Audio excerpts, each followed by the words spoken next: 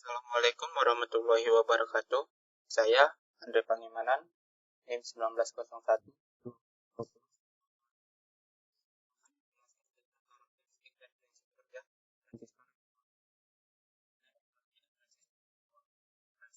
Adalah komponen semikonduktor yang terdiri dari tiga lapis P junction. Transistor bipolar ada di dioda. Fungsi transistor bipolar ini hampir sama dengan fungsi dioda. Karena itu dari fungsi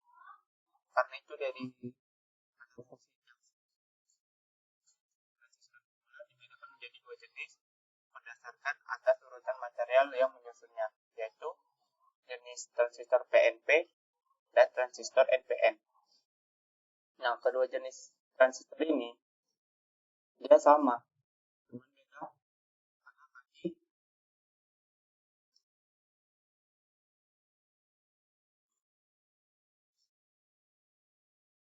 Itu cuma beda pada kakinya. Kalau NPN ini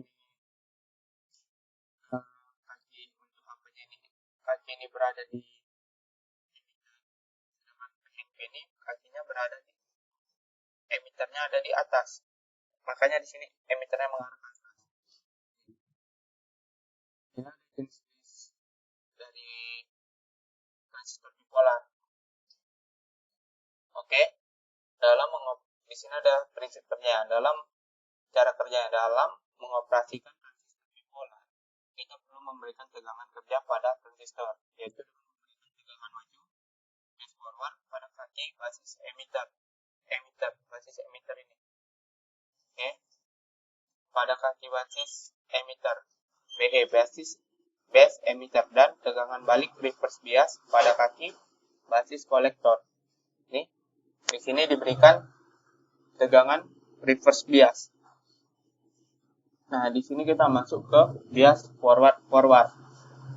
Oke, bias forward dinamakan bias forward karena dioda emitter dan kolektor di bias forward.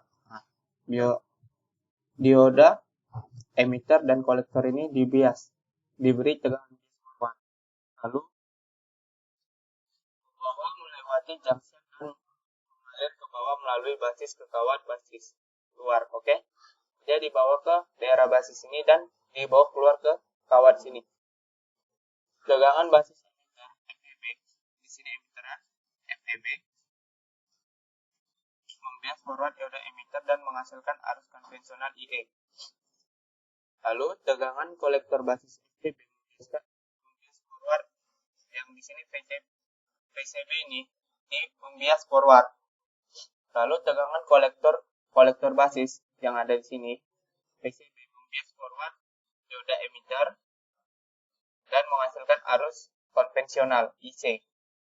Lalu di sini ada bias reverse. Kalau tadi forward emitter dan kolektornya di forward, maka ini kebalikannya. Dari yang ini basis emitter dan basis kolektornya itu di reverse. Lalu hanya arus kecil yang mengalir terdiri dari saturasi yang dihasilkan secara termal dan arus bocor permukaan. Nah, dia bekerja pada arus kecil. Lalu komponen yang dihasilkan secara derma dan kira-kira berlipat 2 kali setiap kenaikan 10 derajat. Nah, berarti setiap kenaikan 10 derajat, setiap kali kenaikan 10 derajat maka akan menghasilkan 2 kali lipat suhunya. Oke. Lalu komponen bocor permukaan bertambah dengan bertambahnya tegangan. Untuk jika komponen bocornya permukaan bertambah, maka tegangan dari rangkaian ini juga bertambah. Lalu arus reverse biasnya diabaikan. Oke. Yang sudah ada arus reverse bias itu kita abaikan. Lalu kedua, dioda terbuka jika FEB dan VCB melampaui tegangan breakdown. Oke. Berarti saat FEB dan VCB-nya ini mencapai tegangan breakdown, maka dioda akan terbuka. Kedua dioda ini akan terbuka. Lalu di sini ada bias forward reverse. Pada saat bias forward diberikan pada dioda emitter,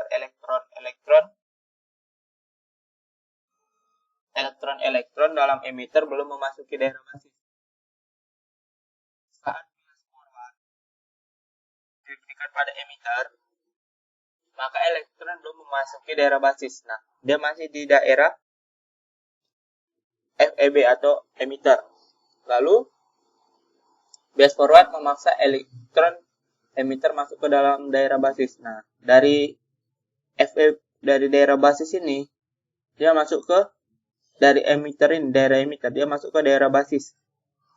Basis tipis dop, hampir semua elektron ini hidup, yang hidup yang cukup untuk berdifusi ke dalam pengosongan kolektor.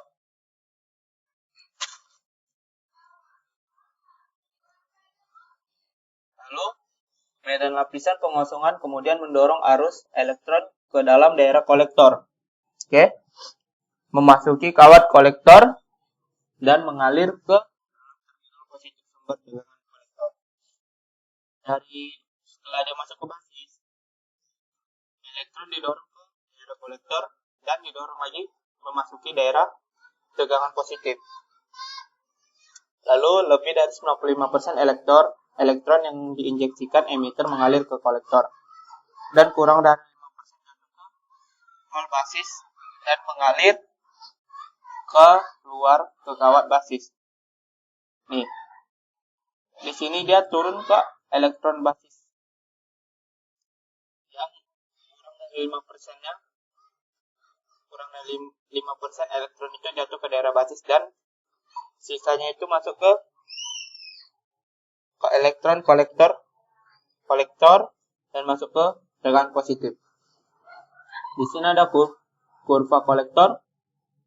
Di sini diperoleh dengan mengubah satu tegangan FEB dan VCC agar memperoleh tegangan dan arus transistor yang berbeda-beda. Oke, biasanya mindset harga IB dan menjaganya tetap stabil mengubah VCC, sehingga IC dan VCE dapat dibuat dengan grafik IC terhadap VCE.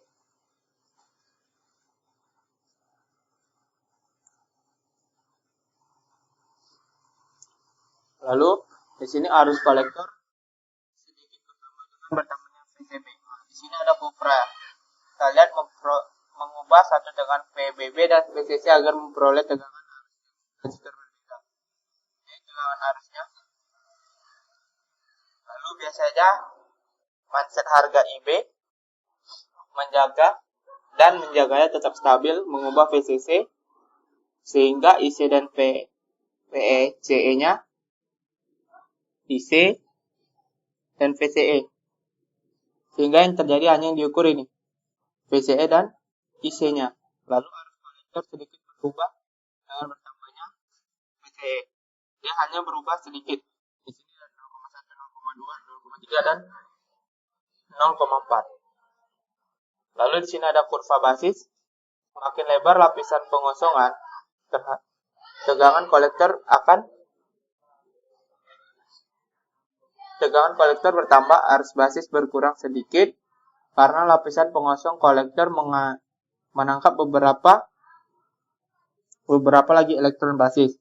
Jika memplot kufra basis yang lain untuk tegangan kolektor yang berbeda, kufra yang baru akan terlihat sedikit berbeda dari yang lama. Nah, dia semakin lebar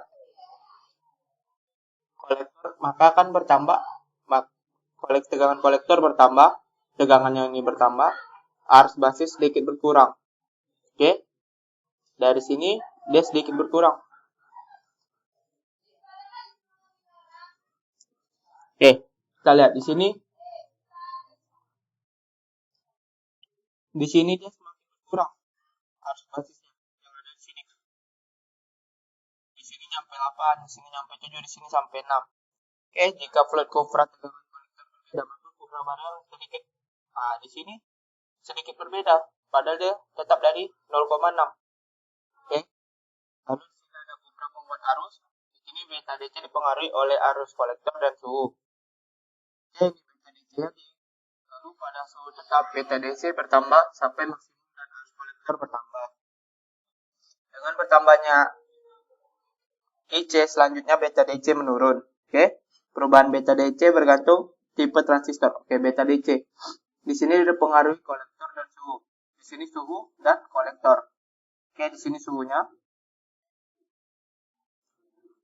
Pada suhu tetap beta DC bertambah sampai maksimum dan kolektor bertambah. Beta DC ini sampai maksimum hingga suhunya tetap. Dengan adanya bertambahnya IC, selanjutnya beta DC menurun. Beta DC mulai menurun dengan adanya ini. Perubahan beta DC tergantung dari tipe transistor. Ini juga tergantung dari transistor ya. Lalu di sini ada prinsip kerja transistor. Transistor umumnya digunakan sebagai transistor sebagai saklar dan transistor sebagai penguat amplifier. Di sini transistor sebagai saklar. Transistor sebagai saklar adalah memfungsikan transistor layaknya saklar dengan mengatur arus basis. Agar transistor bekerja sebagai switch, maka daerah kerja transistor adalah daerah saturasi dengan daerah cut off. Saat saturasi, maka transistor dianggap on dan pada saklar. Sedangkan jika kondisi transistor cut off, ibarat saklar biasanya yang dalam kondisi off atau open. Lalu transistor sebagai penguat amplifier. Amplifier sebenarnya bukanlah penguat dalam aktif sebenarnya, melainkan arus yang lebih kecil mengontrol aliran arus yang lebih besar. Juga dapat dijelaskan. Nah, di sini juga amplifier ini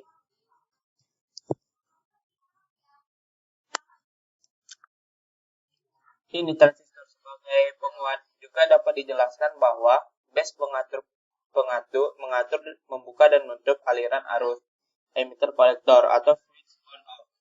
Agar dapat beroperasi sebagai rangkaian penguat, transistor perlu bekerja di daerah bukan on off dan bukan pula daerah saturasi atau jenuh.